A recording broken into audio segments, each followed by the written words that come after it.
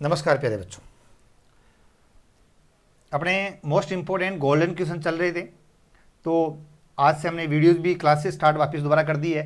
Important question भी चल रहे हैं और भी हम बायो के इनके क्वेश्चन और लेके आ रहे हैं। और आपका इंटरेस्ट को देखते हुए ये देखा है, आपने कमेंट में अच्छे किए हैं। सुनील बच्चों ने इन्होंने कमेंट भी किए हैं। आप बहुत अच्छा लगता है, प्यारे बच्चे घर पे हैं, सकुशल है और अच्छे हैं और पढ़ाई अच्छी चल रही है। अच्छा दोस्तों, मैं एक बात बता दूं आप लोगों को कि इस समय जो आपके लिए एक बहुत गलत मैसेज अभी छोड़ा गया है बाजार के अंदर, मतलब आप एक व्यापार वर्ग में अपने कह सकते हैं कि इस बार का जो सिलेक्शन का आधार है वो परसेंट बेस रहेगा, 12% बेस रहेगा। दोस्तों, इन बातों का कोई आधार नहीं है, किसी भी फालतू बातें हैं ये। अभी ऐसी कोई सूचना नहीं है बिल्कुल, और एक हो सके दादा ऑथेंटिक भी नहीं है। ऐसा कभी बहुत मुश्किल है। अभी जेड आई की एग्जाम तो बहुत टाइम अपने पास में है। अच्छा, हमें और आपको केवल कर्म पे ध्यान देना है। कर्म प्रदान जो ईश्वर ने ये कहा है, जो व्यक्ति अपना कर्म करेगा उसको निस्संदेह फल मिलेगा। आपको हमें कर्म करना है और कर्म का फल हमें जरूर मिलेगा। तो कर्म प्रदान बने, अपने ऐसा परिवार से जुड़े और कठोर मेहनत लगातार कंटिन्यू करते रहिए। सफलता आप नज़दीक हो दोस्तों। ये कोविड-19 का जो समय चल रहा है, पढ़ाई बच्चों की बहुत ज़्यादा डिस्टर्ब हुई है। आप अपने आप को कितना अच्छा मेंटेन कर लोगे, कंटिन्यू कितना अच्छा बना रहोगे, आपको एक आभास सा होता होगा, मेरे को बहुत अच्छा याद हो गया। लेकिन अपन को कंटिन्यू रखना है, लगातार आप लगातार कंटिन्यू मेहनत करते रहिए। तो वीडियो स्टार्ट करते हैं। पहला क्वेश्चन है, राष्ट्रीय बीज अधिनियम की स्थापना कब हुई है? राष्ट्रीय बीज अधिनियम जो बना वो 1966 में बना, ठीक है जी, और लागू 2 अक्टूबर 1969 को हुआ।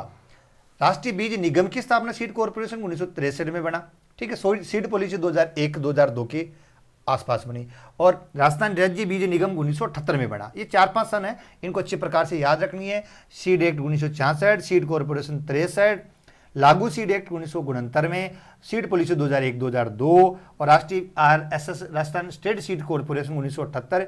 इस प्रकार से आपको नेशनल सीड कॉर्पोरेशन 1963, ये 4 से 5 सन आपको अच्छी प्रकार से याद रखनी है, बहुत ज़्यादा बार एग्जाम में पूछी जाती है। नेक्स्ट स्टार्ट करते हैं दोस्तों। बहुत सारी चीज़ें हैं, उनको आप लिख भी लिया करो। उसके बाद में देखिए, डिस्क प्लाऊ का प्रयोग किया जाता है। डिस्क प्लाऊ उन मिट्टियों में करेंगे जो मिट्टी टप होती है, कठोर मिट्टी होती है ना, तो कठोर मिट्टियों को अपन को क्या है, उनकी मिट्टी की लेयर को तोड़ने के लिए क्या करते हैं, अपने डिस्क प्लाऊ का यूज किया जाता है। अच्छा जी, ये प्राइमरी टिलेज के रूप में काम आएंगे, ये भी ध्यान रखना। सरसों का फल का प्रकार होता है siliqua. Very very important question है।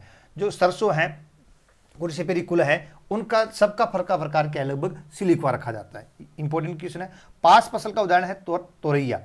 पास यानी एक प्रकार से लाइट ट्रैप के रूप में अपने काम में लेते हैं, ठीक है। ये पास मतलब जो कीटों को आकर्षित करते हैं, और उन फसलों के लिए अपन को क्या कहते हैं, तोरैया या अपने लाइट तोरैया एग्जाम्पल है, और पास या ट्रैप क्रॉप इनको कहा जाता है, ठीक है। एक फेरोमोन ट्रैप और आती है, ठीक है। फेरोमोन ट्रैप भी trap crop, pheromone trap crop, ये सारी मतलब कीटों को आकर्षित करने वाली फसलें होती है, ठीक है। ट्रैप क्रॉप होगी।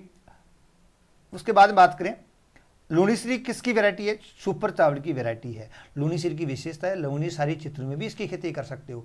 एक्चुअली होता क्या है, मिट्टी चावल की खेती अम्लीय मिट्टी में करते हैं, 4 से 6 पीएच होता है। लेकिन लूनीश्री ऐसी मिट्टी है जो लवणीय सारी मृदाओं में भी इसकी इस लूनीश्री फसल को, इस किस्म को, अपने चावल की इस किस्म को उगा सकते हो। और सुपर राइस की वैरायटी है, कौन सी? लूनीश्री। लूणी नाम ही ऐसा है, लूण जैसा है, लूण में भी उसको उगा सकते हो, ऐसे याद रख लो। बाकी सभी चावल की फसल को अपने अम्लीय मृदा में उगाते हैं। भारत किसका प्रमुख आयात करता है? खाद्य तेलों का आयात करता है दोस्तों, बिल्कुल। आयात यानी मंगवाता है, निर्यात यानी एक्सपोर्ट करता है, बेचता है। तो खाद्य तेलों की कमी रहती है, दालों की इनकी कमी रहती है भारत में ज़्यादा। राष्ट्रीय जैव विविधता बोर्ड स्थित कहाँ पर है? नई दिल्ली में है। भारतीय मृदाओं में मुख्यतः किसकी कमी पाई जाती है? नाइट्रोजन तत्व की कमी पाई जाती है। एक्चुअली बिल्कुल भारतीय सभी मृदाओं में कमी पाई जाती है। माइक्रो न्यूट्रिएंट के रूप में देखें तो लगभग 47% मृदाओं में जिंक की कमी पाई जाती है ना। कैलिकेरियस मेटिया के भी अपन को कह सकते हैं। कैलिकेरियस का मतलब होता है जिनमें जिंक की कमी पाई जाती है, ठीक है। भारत की मुख्य दलहनी फसल चना है 1 नंबर पे, 2 नंबर पे अरहर है। सापेक्ष आर्द्रता किससे ज्ञात करोगे? साइक्रोमीटर से ज्ञात करोगे। हवा में सापेक्ष आर्द्रता किससे ज्ञात करोगे? साइक्रोमीटर से ज्ञात करोगे। शाकनाशी जो बुआई से पहले प्रयोग की जाती है, फ्लुक्लोरीन, बेसालिन। देखो, शाकनाशी को मेनली अपने 3 टाइम पे डालते हैं, pre sowing, pre emergency, post emergency. तो प्री सोविंग के रूप में अपने फ्लुक्लोरीन है, टेट्राफ्लुरिन भी लेते हैं इसमें, बेसालिन जिसको अपने कहते हैं, फसल बोने से पहले काम में लेते हैं इसको। मनुष्य में ड्रोप्सी बीमारी किसके कारण होती है? सत्यानाशी, और वो भी सरसों के तेल में सत्यानाशी के बीज मिलने से ड्रोप्सी रोग होने की, आंखों में अंधापन रोग होने की संभावना ज़्यादा रहती है। पर्यावरण दिवस 5 जून, वानिकी दिवस 21 मार्च, इंपॉर्टेंट डे है ये। अमोनीफिलिक पौधा है गन्ना और चावल। अमोनीफिलिक का मतलब ये है कि दोनों ही नाइट्रोजन को अमोनियम के रूप में ग्रहण करते हैं, गन्ना और चावल। बाकी लगभग फसलें कौन सी रूप में ग्रहण करती है? नाइट्रेट NO3 के रूप में ग्रहण करती है। नेक्स्ट वीडियो आगे देखें। देश जो 100% सिंचित क्षेत्र पर लगता है, इजिप्ट। ऐसा देश जो 100% सिंचित क्षेत्र रखता है, इजिप्ट देश की बात करते हैं, कोई इंपॉर्टेंट नहीं है अपने लिए। देश जिसकी सर्वाधिक सिंचाई दक्षता है, इजराइल, को इसकी भी कोई इंपॉर्टेंट नहीं है। इजराइल में हालांकि फवारा और ड्रिप सिंचाई मेथड ज़्यादा इंपॉर्टेंट है, और इनके जल की जो उपयोग क्षमता है, दक्षता होती है, वो ज़्यादा होती है फवारा और ड्रिप की सबसे अधिक होती है, 80-85% तक। सर्वाधिक सिंचित क्षेत्रफल वाला देश भारत है, 57 मिलियन हेक्टेयर एरिया है। सामान्य सभी फल होते हैं अम्लीय प्रकृति के। पहले भी अपन सभी सब्जियां होती है सारी प्रकृति की, एक सब्जी अपवाद टमाटर थी, वो कैसी थी? अम्लीय प्रकृति की। That's a clear. आगे बढ़े। पशु में ग्रास टिटिनी रोग होता है, मैग्नीशियम की कमी की वजह से होता है टिटिनी डिजीज, ग्रास टिटिनी कह सकते हो। कॉफी उत्पादन में प्रथम स्थान कर्नाटक है। कॉफी उत्पादन में भारत का स्थान विश्व में 6वां स्थान है। गेहूं की किस्म जो तीनों रोस्ट के लिए प्रतिरोधी है, छोटी लरमा। देखो दोस्तों, नाम है छोटा लेकिन काम इसका है मोटा। छोटी लरमा नाम कैसा है? छोटी लरमा, नाम छोटा काम मोटा। तीनों रस के लिए कैसी है? प्रतिरोधी है। तीनों रस के लिए कैसी है? प्रतिरोधी है। उसके बाद में बात करें अपने, जब मक्का की पत्तियों का रंग लाल और गुलाबी हो जाए तो किस पोषक तत्व की कमी होती है? फॉस्फोरस की डेफिशिएंसी होती है। पत्तियां बैंगनी रंग की हो जाती है। कैसे जाती है? लाल बैंगनी रंग की किसी हो जाती है? नाइट्रोजन फॉस्फोरस की कमी से। नाइट्रोजन की कमी से वी शेप कलोरोसिस होती है। ठीक है दोस्तों। अंगूर में फलों का आकार बढ़ाना है तो अपन कौन सा हार्मोन डालोगे? आप जिब्रेलिक अम्ल GA3 डालोगे। फलों का आकार बढ़ाना है तो जिब्रेलिक अम्ल का क्या करते हैं? छिड़काव कर देते हैं। लॉ ऑफ मिनिमम जो नियम दिया वो किसने दिया? लिबिंग ने दिया 1840 में।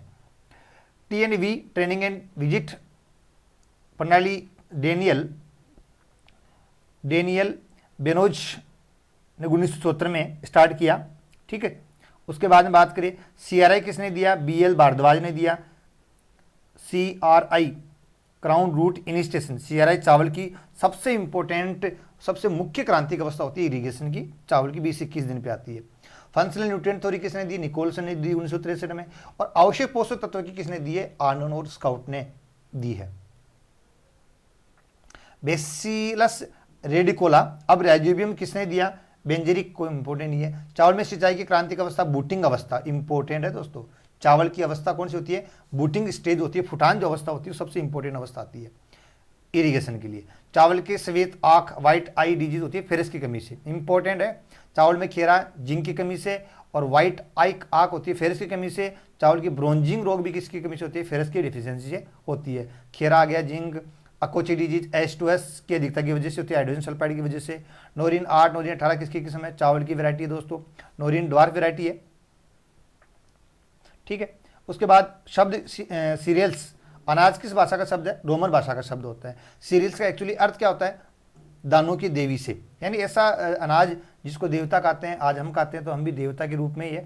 अब अपन को बनना कैसा है? देवता के रूप में बनना है, राक्षस बनना है, वो अपने नेचर के ऊपर डिपेंड करता है। आपको और हमें तो अच्छा ही बनना है, और अच्छे हैं भी, डोंट वरी। आगे बढ़ो दोस्तों। आगे भी देखो, धान में नाइट्रोजन की सर्वाधिक हानि होती है विनाइट्रिकन द्वारा।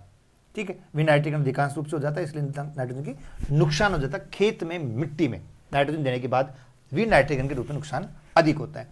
PA शब्द सोरेनसन ने दिया। PF शब्द स्कोफील्ड ने दिया। PE शब्द साइलेन ने दिया। तीनों इंपॉर्टेंट है, साइलेन, स्कोफील्ड और सोरेनसन इंपॉर्टेंट है दोस्तों। 2,4-D की खोज जेडलर और जेमरमैन ने की है। डेपोक विधि में धान की नर्सरी कितने दिन में तैयार होती है? 11 से 14 दिन में। Very very important. डेपोक विधि कहाँ से ली हुई है? IRRI international rice research institute से ली हुई है। आगे बढ़ो। बाकी नॉर्मल क्यारी विधि के अंदर अपने 20-25-30 दिन का समय लगता है पौध तैयार होने में, और डेपोक विधि से 11 से 14 दिन में क्या हो जाती है? पौधे तैयार हो जाती है। नेक्स्ट आगे देखो दोस्तों, इंटरेस्ट के साथ बढ़ो। मेट टाइप नर्सरी किसमें बनाते हैं? चावल में बनाते हैं, यानी अपने पत्तियों पर इन पे क्या करते हैं? पौध तैयार कर लेते हैं। धान की किस्म जो लोहे की अधिकता को प्रतिरोधी है फाल्गुना वैरायटी है। आयरन टॉक्सिसिटी होती है, आयरन की अधिकता की वजह से एक जहरीला प्रभाव होता है, उसको सहन कर सकती है। फाल्गुना फाल गुना लोहे की प्रतिरोधकता को सहन कर सकती है, अधिकता को सहन कर सकती है। गेहूंसा का टेस्ट वेट मात्र 2 ग्राम। फसल का एक्चुअली गेहूं का कितना होता है 40 ग्राम, और गेहूंसा के 1000 दानों का वजन कितना होगा 2 ग्राम होगा। बासमती चावल 21 ग्राम, चावल का 25 ग्राम, गेहूं का 40 ग्राम। याद रखिए हार्वेस्ट इंडेक्स अरहर का सबसे कम होता है 19%। गेहूं का एचआई कितना होता है 40 से 45%। दान में हुलिंग छिलका कितना परसेंट होता है 66%। दान में खेत कौन सी गैस होता है मीथेन, मार्स गैस होता है CH4, क्योंकि इसमें अपने गारा तैयार करते हैं तो उसमें दलदली क्षेत्र हो जाता है, और दलदली क्षेत्र होने की वजह से यहाँ से किण्वन होने की वजह से मीथेन गैस बनती है खेत से, है ना। चिमनी के नाम से भी इसको बोलते हैं, क्या बोलते हैं चिमनी के नाम से। Very good. हरित क्रांति के समय सर्वाधिक प्रयोग की गई गेहूं की किस्म कौन सी थी HD 2329, याद रखो 2329 कह दो या 2329 कह दो। गेहूं की किस्म जिसमें 2,4-D का यूज नहीं करते RD 2009 अर्जुन। प्रकाश संश्लेषण के आधार पर सब्जियां C4 पौधे अमरंथस, सोलाई या आर्टिचोक हैं। C3 पौधा गाजर, आलू, शकरकंद, टमाटर, चुकंदर, सलाद है। कोई इंपोर्टेंट प्रश्न बनता नहीं इसमें। पशुधन का चुनाव करने की सर्वश्रेष्ठ विधि कौन सी? गुणांकन विधि। इसमें भी दूध के जो विधि होता है, दुग्ध का जो मतलब अयन जो मेथड होता है, दुग्ध की जो विशेषता होती है उसको ज्यादांक दिया जाता है गुणांकन विधि में। राजस्थान में प्रमाणित बीजों का वितरण कौन करता है? राजस्थान स्टेट सीड कॉर्पोरेशन 1978, याद रखिए जयपुर है। एशिया की सबसे बड़ी दुग्ध बस्ती नामक कॉलोनी कहाँ स्थित है? एशिया की सबसे बड़ी दुग्ध जो बस्ती है वो कहाँ है? RAMH महाराष्ट्र में है। उसके बाद देखो विश्व में दुग्ध की रानी किस नस्ल को कहते हैं? सानेन। मिल्क ऑफ क्वीन, सुंदर छोटे हिरण जैसे कान होते हैं, हल्की फुल्की होती है, सिटी गोट के नाम से जानी जाती है। नहीं, सानेन को नहीं कहते सिटी गोट, सॉरी वो बारबरी की बता दी मैंने। विश्व में दूध की रानी के नाम सानेन बोलते हैं, सिटी गोट बारबरी को बोलते हैं, जो हल्की फुल्की छोटे कान होते हैं हिरन जैसी होती है, वो बारबरी की बात करते हैं। भैंस का गर्भकाल 310 दिन। ब्यूटारोमीटर का प्रयोग करते हैं वसा परीक्षण में। ब्यूटारोमीटर का वसा परीक्षण बिल्कुल सही है। इसमें दूध मात्रा कितनी लेते हैं? 10.75 ml। Very very important, jet में आया हुआ क्वेश्चन है। सींग रोधन के लिए KOH कास्टिक सोडा काम लेते हैं, आया हुआ प्रश्न है। डीओनिंग में, डीओनिंग पशुओं में कब करते हैं? तो पशुओं में जैसे छोटा बच्चा होता है उसमें डीओनिंग करते हैं KOH से, तो 1 सप्ताह तक ही कर देते हैं, लगभग 1 सप्ताह की आयु होती है, 1 सप्ताह से 2 सप्ताह तभी डीओनिंग कर देते हैं। और मुर्गियों में डीबिगिंग करते हैं 1 माह तक, मुर्गियों में डीबिगिंग 1 माह तक। रेड डॉट कोलेक्टोट्राइकम फाल्केटम किस फसल का प्रमुख गन्ने का लाल सड़न रोग है? कोलेक्टोट्राइकम फाल्केटम, बहुत इंपॉर्टेंट रोग है। उसके बाद में अपने बात करें बाग लगाने की विधि, जो पहाड़ी क्षेत्रों में कंटूर विधि काम में लेते हैं पहाड़ी क्षेत्रों में दोस्तों। विश्व खाद्य दिवस 16 अक्टूबर को, याद रख लेना। दिवस तो 5 जून पर्यावरण। एजोला व नीलहरी शैवाल का यूज किस फसल में करते हैं? धान में करते हैं, नाइट्रोजन फिक्सेशन के लिए। विटामिन शब्द फंक ने दिया। भंडारण के लिए सब्जियों और फूलों के बीजों को किस में पैक करते हैं? तो इसमें फाउल जो पाउच आते हैं उसमें पैक करते हैं, पेपर बैग में पैक कर सकते हो, पॉलीथीन की थैली में पैक कर सकते हो, है ना, इनमें अपने पैक करके बेच सकते हैं। मूंग का लेटेस्ट बॉटनिकल नेम क्या है? विग्ना रेडिएटा। ये सिंपल प्रश्न है। बीटी बैंगन किस कीट के प्रतिरोधी फसल है? फल छेदक के लिए। फल छेदक कह दो बीटी बैंगन, या अपने कह सकते गुलाबी सुंडी, पिंक बॉल वर्म के लिए होता है। केंद्रीय तंबाकू अनुसंधान संस्थान कहाँ पर? राजामुंद्री आंध्र प्रदेश में। सर्वप्रथम कपास का संकरण बीज किस देश ने बनाया? भारत ने बनाया साहब। किसने बनाया? भारत ने। तो इस प्रकार के क्वेश्चन कई बार आ जाते हैं, इन क्वेश्चन को अपन को देखना भी है, अच्छी प्रकार से पढ़ना है। उसके बाद में देखिए भारत में गुजरात राज्य में 1977 में बना, और CT पटेल ने पहला जो H4 वैरायटी बनाई है, ठीक है, कपास की H4 पहली संकर वैरायटी H4 CT पटेल। चने का एस्कोब्लाइटा ब्लाइट जो डिजीज होती है वो अंगमारी डिजीज होती है। एस्कोब्लाइटा रोग कह दो, अंगमारी डिजीज भी कह सकते हो, मुख्य रोग है चने का, उकठा डिजीज कह दो। भारत में मिरेकल राइस किसको कहते हैं? जया को। और विश्व में IR8 को, IR8 को कहते हैं, ठीक है। जया किससे क्रॉस बनी है? TN फर्स्ट और टाइप 141 से बनी है। डॉक्टर शास्त्री थे, उन्होंने IRI के वैज्ञानिक थे, उन्होंने बनाई है।